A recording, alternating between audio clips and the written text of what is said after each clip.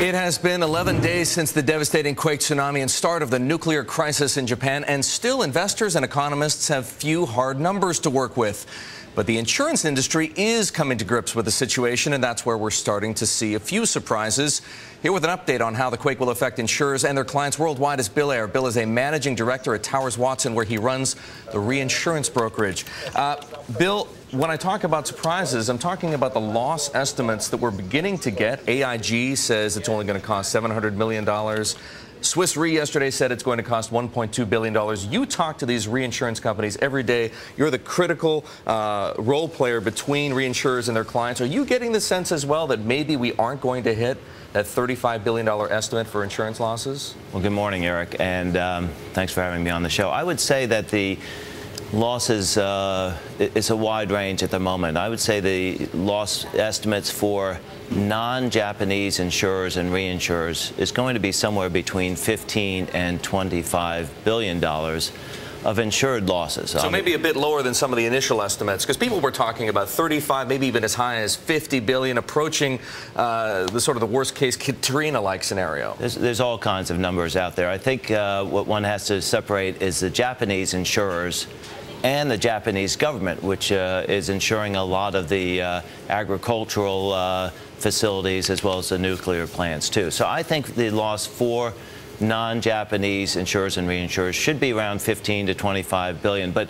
one of the key things is earthquake insurance is always very hard to determine as opposed to a windstorm loss, where the coverage issues are not as so-called murky. Now, how are the reinsurers going to behave? That's the key question, because they, in many regards, set the floor for insurance in the industry, as so many insurers have to turn to them to offload some of the risk. Look what they've been through, right? New Zealand, Chile, Haiti, the floods in Australia. Do they have anything left? Are they going to have to become very aggressive in terms of pricing in order to get the financial house back in order?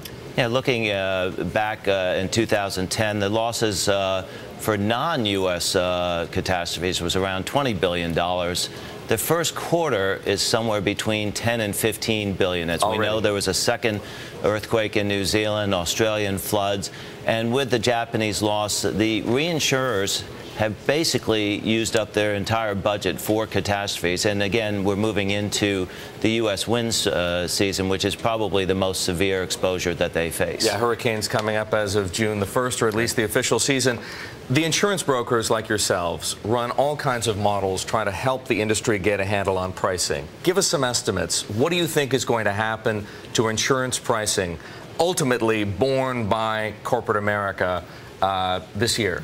Well, as many analysts know, the insurance industry, the property and casualty insurance industry, has basically been in what's called a soft market, prices declining over the last several years.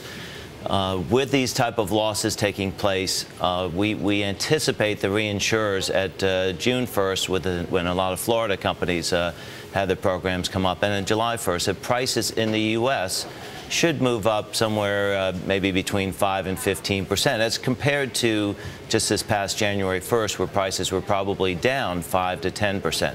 The key question is what's going to happen on the international marketplace, because their prices have been woefully low, which has been great for the European and Asian insurers, but they are going to probably anticipate some pretty good increases. Bill, a quick question to wrap up before we go. Are you telling your clients right now that this is what's going to happen? You need to anticipate an increase of 5 to 10% here in the U.S., 15% or more internationally. Well, we have to look at each company's exposures on their own, but I would say the overall marketplace will probably be heading in this direction, certainly at July 1st. And this happened after losses in 1995, Katrina, Rita, and Wilma. There was a bit of a spike after those losses. Again, those losses were around 60 billion. Here we might be talking around 40 or 50 billion dollars for this year alone. Globally. All right, Bill, thanks so much for joining us. Bill Eyre of Towers Watson, giving us a sense of what to anticipate in the insurance industry, and more importantly for reinsurers like Swiss Re, Munich Re,